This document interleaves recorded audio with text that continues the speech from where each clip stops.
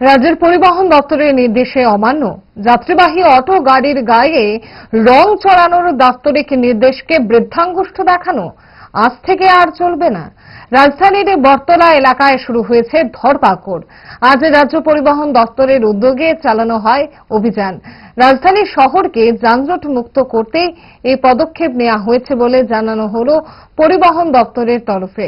শুধু তাই না, রাজধানী শহরের বাইরে থেকে যেসব যাত্রীবাহী অটো জট তৈরি করছে তাদের বিরুদ্ধেও নথি যাচাইয়ের কাজ শুরু করেছে পরিবহন দপ্তর।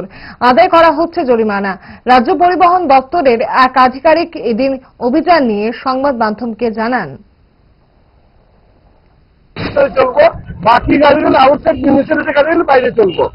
আমাদের এখানে আইডেন্টিফিকেশন করানোর লেগে আমরা পিঙ্ক কালারের লেগে আমরা অলরেডি দপ্তর বিজ্ঞপ্তি দিচ্ছে, এতদিন সময় দেওয়া হয়েছে তাদেরকে। আমরা বারবার বলা সত্ত্বেও এখন তারা যে গাড়িগুলি অনেকগুলি গাড়ি করে নিছে, বাকি যে গাড়িগুলি করে নাই তাদের বিরুদ্ধে আমরা দপ্তর আইনগত ব্যবস্থা নিতে শুরু করছি।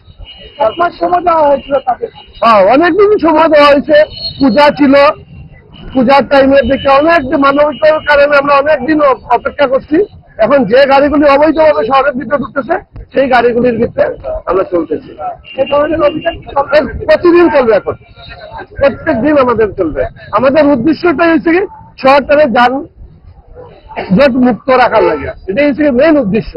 এবং যেগুলি গাড়ির কাগজপত্র নাই, যারা অবৈধভাবে ইন্স্যুরেন্স ছাড়া, পলিউশন ছাড়া, ফিটনেস ছাড়া চলতেছে, সেইগুলো আমরা করতেছি।